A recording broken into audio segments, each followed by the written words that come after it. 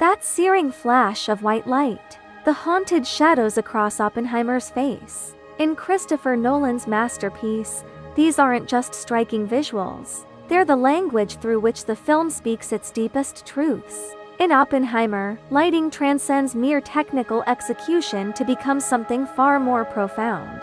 A psychological and ideological framework that shapes the film's dual narrative of scientific triumph and moral collapse.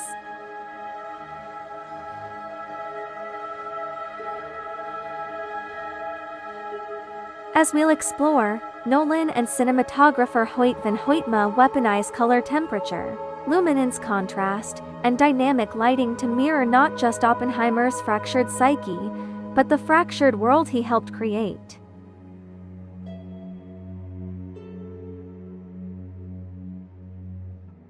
Nolan's decision to tell Oppenheimer through parallel color and monochrome narratives isn't just stylistic, it's deeply symbolic. In Oppenheimer's colored perspective, the Los Alamos laboratories bathe in warm amber tones around 2700 Kelvin.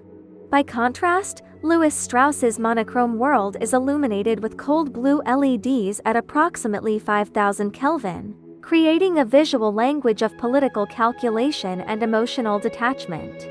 This isn't just a color difference, it's a delta of over 2000 Kelvin that creates narrative dissonance, emphasizing the irreconcilable clash between scientific idealism and political pragmatism. Watch how the film transitions from the fiery, amber-lit discussions in Oppenheimer's lab to the sterile, monochrome offices where Strauss plots. The lighting visually isolates the scientist from his political adversaries before they ever meet in person.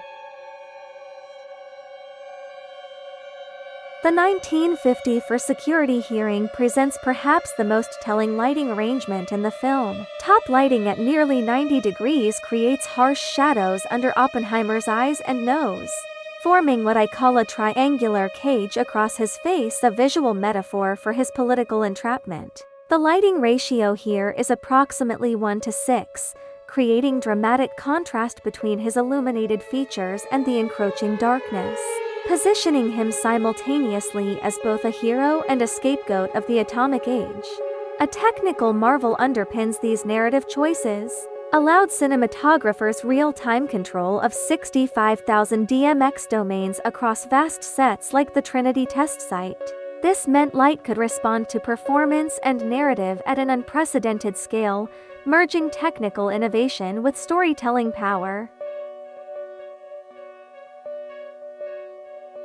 The Trinity test sequence represents the culmination of light as metaphor. To capture the unfilmable nuclear flash, IMAX film was pushed 3 stops over normal exposure, creating a 6500 Kelvin burst that momentarily blinds the audience just as Oppenheimer is blinded by the consequences of his creation. The technical execution here is fascinating. Real explosives combined with Skypinal LEDs created a pulsating orange glow at approximately 1900 Kelvin, casting Oppenheimer's silhouette as both Prometheus bringing fire and a destroyer unleashing chaos.